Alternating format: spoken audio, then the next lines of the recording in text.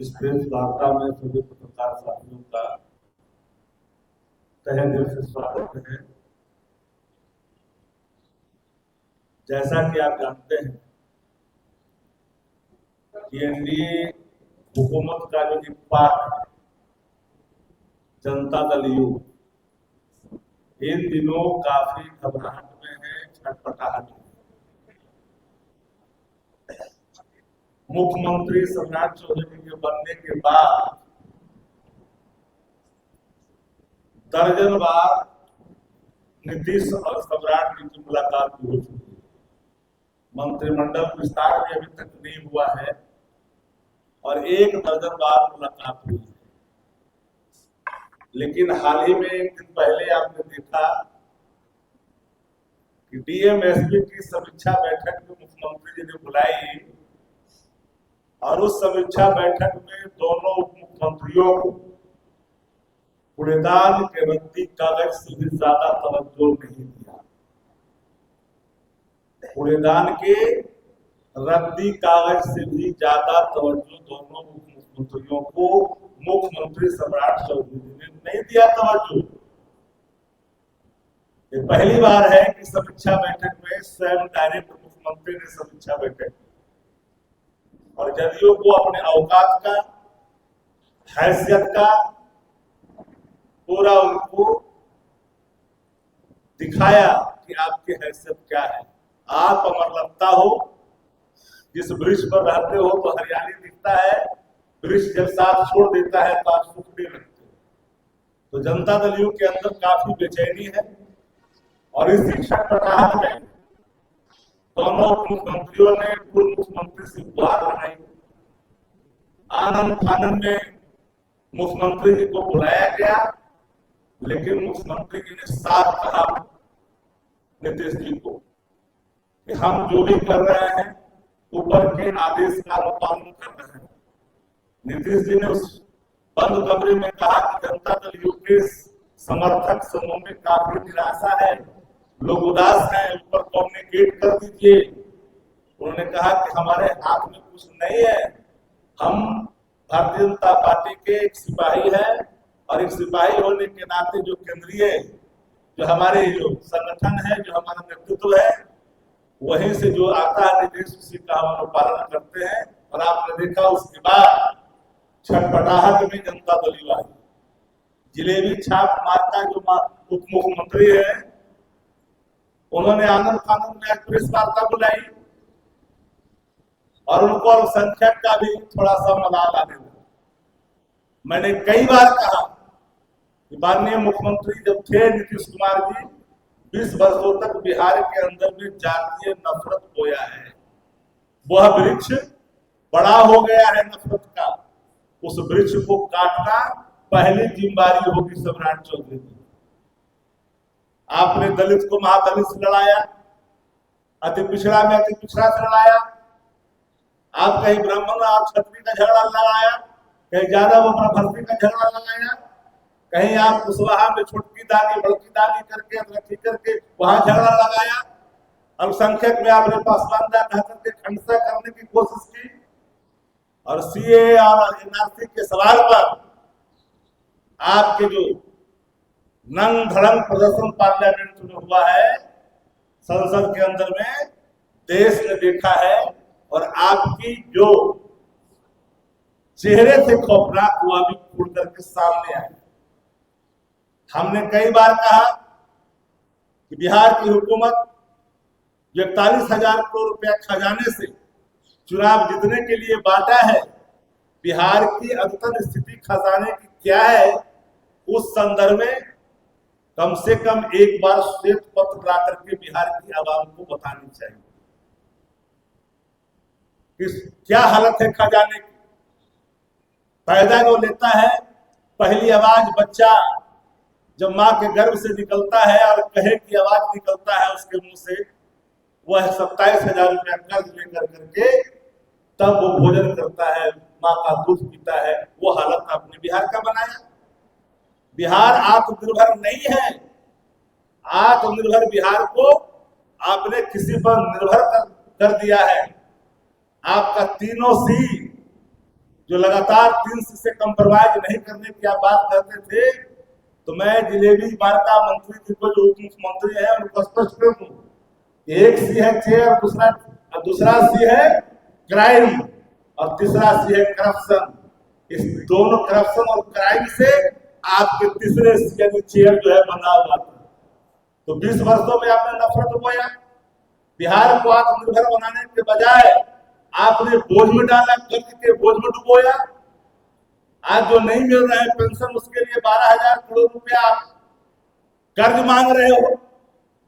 आप सही पत्रकार साथी हैं, घर से आते हैं, जिस घर के अंदर में निवाले का अपना आत्मनिर्भर का अगर भंडारण ना हो और वो व्यक्ति हर चीज कर्जे पर चल रहा हो, वो घर कैसा हो सकता है?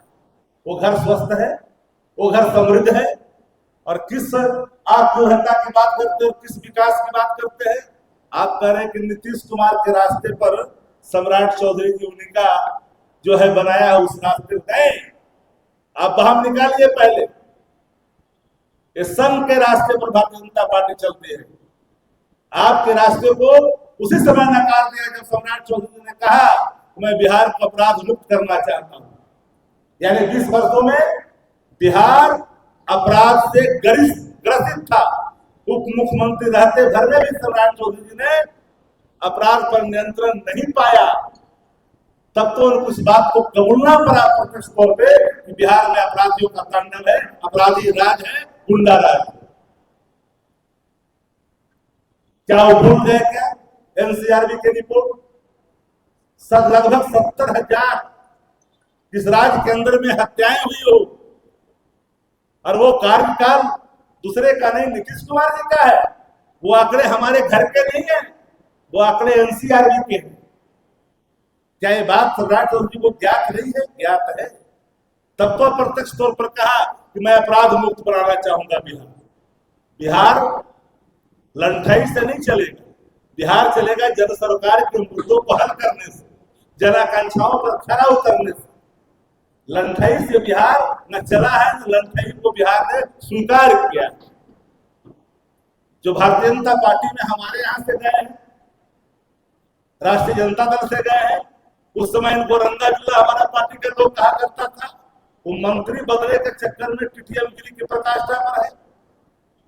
वो मंत्री बनने के फेरा में राजद को ही गुंडा की पार्टी कर, तब गुंडा के सरदार थे यहाँ ना। पूरा स्टेशन रोड में जितने भी अवैध धंधे में कारोबार होते थे, ये किससे छुपा हुआ? रंगा जुला नाम किसको पड़ा था? वो जदयू में, वो भाजपा में है। मंत्री बनने के लिए टीटीएमगिरी कर रहे हैं। सवाल उतना ही नहीं है। हमने कई बार कहा, जब मुख्यमंत्री जी ने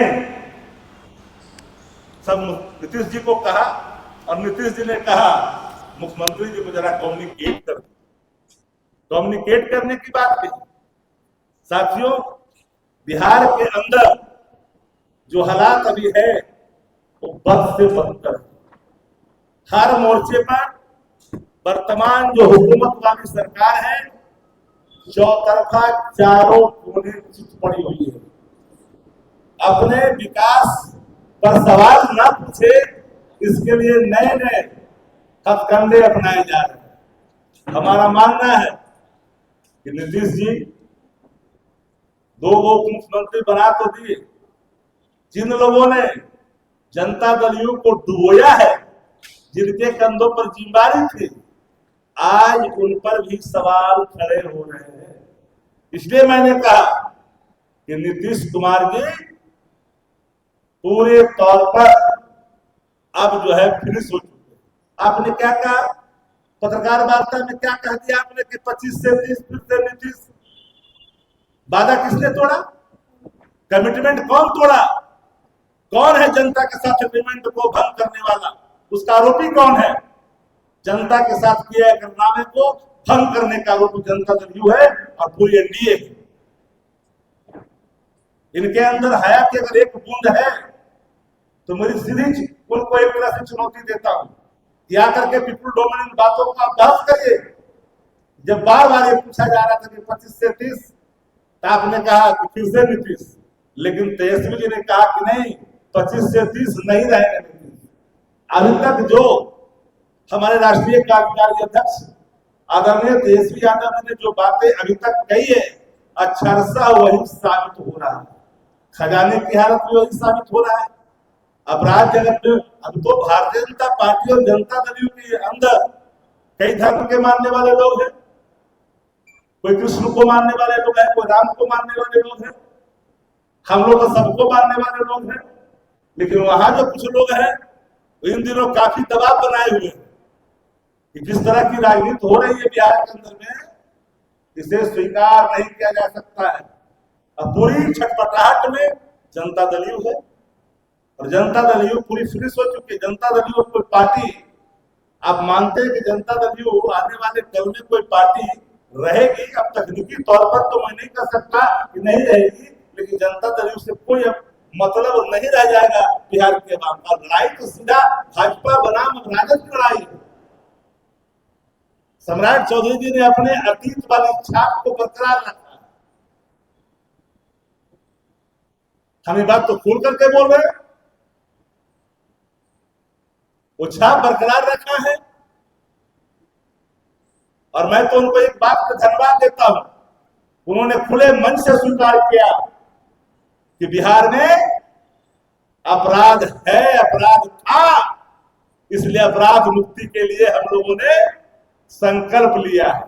और विपक्ष चाहता है कि अपराधियों के मामले में किसी प्रकार का कोई डिस्क्रिमिनेशन भरा एक्शन नहीं होना चाहिए। एक रूपता के साथ अपराधी को अपराधी के दृष्टिकोण से, जाति के दृष्टिकोण से नहीं देखी जानी चाहिए।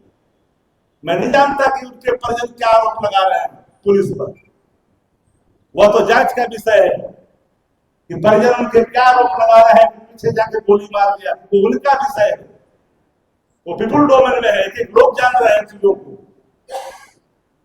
हम यह भी नहीं कह सकते बिन जांच से फर्जी इनकाउंटर है।